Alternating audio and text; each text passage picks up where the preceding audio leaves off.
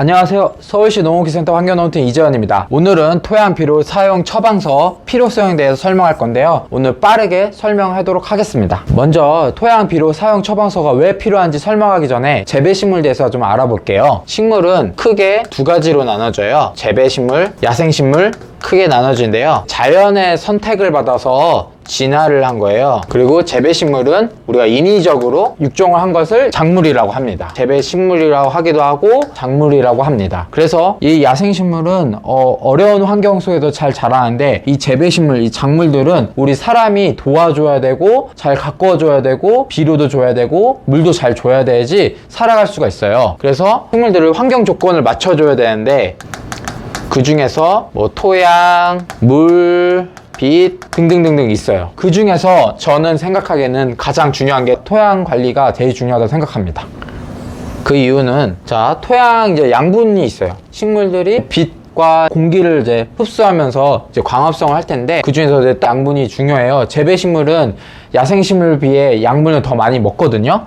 그래서 사람이 비료를 주게 돼요. 근데 토양 비료 처방서 없이 비료를 주게 되면은 보통 과다되거나 부족 현상이 일어납니다. 과다되거나 부족 현상이 일어나면은 바로 생리장애가 일어납니다. 그래서 과다하게 되면은 염류추적이 일어나고, 부족하면은 양분 결핍 때문에 생리장애가 일어나요. 근데 제가 나중에 염류추적이랑 양분 결핍에 대해서는 나중에 영상을 만들도록 하겠습니다. 그래서 오늘은 쉽게 그냥 과다나 부족이 일어난다 이렇게만 알고 계시면 되고요. 그 비료를 적게 줘서 부족하지만 많이 줘도, 적당히 줘도 영양 결핍이 일어날 수 있어요. 그 이유는 양분 흡수 때문에 pH가 적정 범위가 안 되면은 그 토양의 양분들을 식물이 흡수할 수 없어요. 그래서 pH를 맞춰줘야 되는데, 그게 맞출 수 있게 하는 게 토양 비료 처방서가 있어야지 pH를 확인하고 어떻게 pH를 맞춰야 되는지 확인할 수 있기 때문에 꼭 토양 비료 처방서가 필수하다. 그래서 자, 재배식물 작물들은 우리가 사람이 도와줘야 돼요. 그래서 그 중에서 토양이 가장 중요하고, 양분을 어떻게 줘야 되냐면, 비료를 어떻게 줘냐면, 너무 과다하게 주게 되면은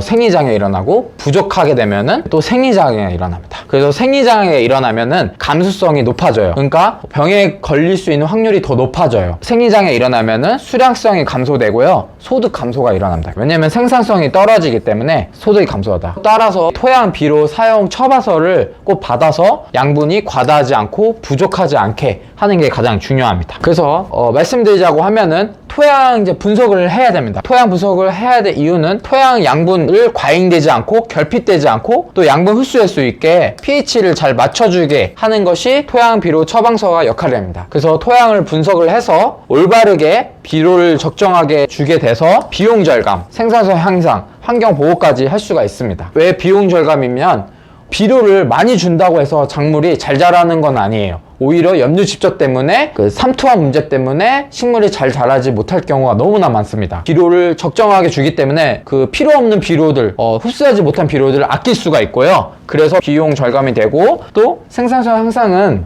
올바른 적정 비료를 주게 되면은 식물들이 잘 흡수하고 생리장애 없이 잘 자랄 수 있습니다. 그리고 생산 향상했으니까 중요한 거는 재배식물 통해서 소득을 증대를 할 수가 있습니다.